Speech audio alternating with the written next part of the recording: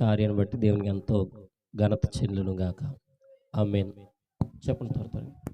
దేవుని నామకు వందనాలండి. దైవ సేవకులకి విశ్వాసాలందరూ కూడా బ్రదర్ కూర్చున్న కొంచెం ఎదర వందనాలు జరిగితే చెల్లిస్తున్నాను. వచ్చేవాళ్ళు అటు ఇటు ఎడబడి జరుగుతూ నా ఉంటారు. సాక్ష్యం ఏంటంటే, దేవుడు చాలు పర్లేదు సరిపోతుంది. నేను మా బావగారు బయటికి మనుషులు పంపిస్తుంటారు కోయిటికి. ఒక మనిషిని పంపించినప్పుడు అక్కడ మనిషి ఏజెంట్ పంపించిన తర్వాత అక్కడ చాలా ఇబ్బంది పడింది. తను వెళ్ళిన తర్వాత ఫోన్ లేదు, ఏం లేదు. వాళ్ళ ఇంటికి వచ్చి వెళ్ళిన మనిషి ఫోన్ చేస్తలే, మీరు ఎక్కడ పంపించారని రోజు అడుగుతాం వల్ల ఇబ్బంది పెడుతుంటే ఆయన ఎటు చెప్పుకోలేని పరిస్థితుల్లో బాధపడతా ఉంటే మా ఆవిడ గారికి చెప్పుకున్న తర్వాత ఆవిడ నాకు చెప్పింది, అయ్యా ఇలాగ బాధపడుతున్నారండి నాన్నగారు, ఏం చేయాలో అర్థం కావట్లేదని. అంటే సరే కంగారు పడుకో, అయ్యగారితో ప్రార్థన చేపిస్తానని చెప్పినాను. చెప్పిన తర్వాత అయ్యగారితో ప్రార్థన చేయించినప్పుడు అయ్యగారు చెప్పిన విధంగానే ఆవిడ వస్తుందని చెప్పారు.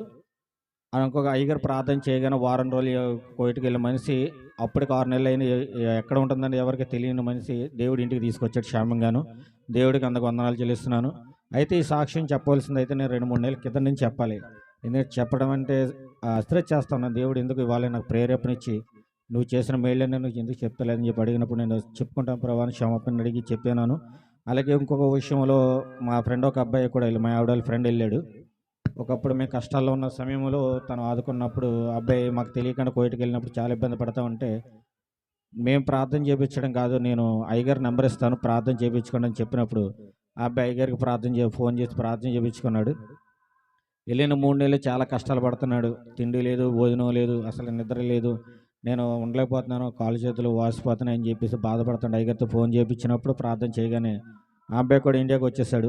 క్షేమంగా దేవుడు అందుకు వందనాలు చెల్లిస్తున్నాను. ఇండియాకి వచ్చిన తర్వాత వచ్చే సన్నిధానికి వచ్చే సాక్ష్యం చెప్పుకుంటాను అన్నాడు. ఆ బిడ్డ అయితే రాలేదు, కానీ దేవుడు నా యందు మేము నా ప్రార్థన వలన మా అయ్యగారి ప్రార్థన, మన సంఘస్థుల ప్రార్థన వలన ఇంటికి తీసుకొచ్చినందుకు దేవుడికి వందనాలు చెల్లిస్తున్నాను. అటు విధంగా ఇంకో సాక్ష్యం ఏంటంటే, గత 3 రోజుల నుంచి నాకు ఒంట్లో బాగాలేదు. అయినప్పటికీ ఇదివరకైతే నాకు ఒంట్లో బాగోపోయినా ఏ టైం పెడతా టయానికి అర్ధరాత్రి అని లేదు, 12 దాటిన కానీ తెల్లారి గట్ల అయ్యగారు పడుకున్న ఫోన్ ఎత్తిదాకా ఫోన్ కొట్టేస్తూ ఉండేవాడిని. ఆయన ఏ టైం అయినా ఇసుకోకుండా మెలకువగా వచ్చి ప్రార్థన చేసి ఫోన్లు ఇచ్చేసి బ్రదర్ ఏంటని చెప్పి అడిగే విషయం కనుక్కొని ప్రార్థన చేసేవారు. అయితే ఈ 3 రోజుల నుంచి ఏంటంటే పని ఒత్తిడి వల్ల బాగా తిరుగుతున్నాను, రాయమండ్రి నడతలు బాగా తిరుగుతున్నాను కదా, బండి మీద తిరగడం వల్ల గోతులు ఎక్కడం వల్ల బాగా కిడ్నీ నొప్పి వస్తుందని చెప్పి అశ్రద్ధ చేసి నేను ప్రార్థనలో అలా బలహీనత ఉన్నప్పుడు కూడా ప్రార్థన చేసుకొని మన తైలం బాటిల్ రాసుకున్నప్పుడు దేవుడు గొప్ప విడుదల ఇచ్చాడు. అందుబట్టి దేవునికి వందనాలు చెల్లిస్తున్నాను. ఇంకో విషయం ఏంటంటే, ఈరోజు నేను అసలు ప్రార్థనకే రానని అనుకున్నాను. అయ్యగారితో అన్నాను, అయ్యగారు రేపు సాయంత్రం ఆరాధనకు వస్తానండి అన్నాను. ఏమైంది బ్రదర్ అన్నారు. అంటే నేను లేకలేనేమో అనుకొని నేను ఆయనకు ఆ విషయం కూడా చెప్పలేదు. దేవుడు అంతకన్నా గొప్ప విషయం ఏంటంటే, నేను ప్రార్థన చేసుకుని మంచం మీద అలా 2 నిమిషాలు ప్రార్థన చేసి పడుకున్నప్పుడు తెల్లారేటప్పటికి 7 గంటల మేలుకు వచ్చి గాగుబాలు వేసి ఈరోజు పనికి వెళ్ళాలని ఓనర్ అన్నారు.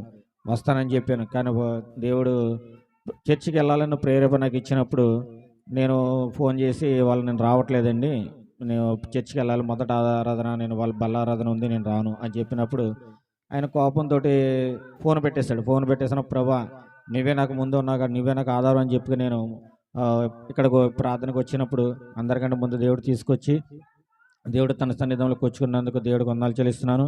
ఇంకా అటు విధంగా నా భార్య అయితే కోయిట్లో ఉంది, తన ఆరోగ్యం గురించి కూడా ప్రార్థన చేయండి. దేవుని చిత్తం అయితే మేము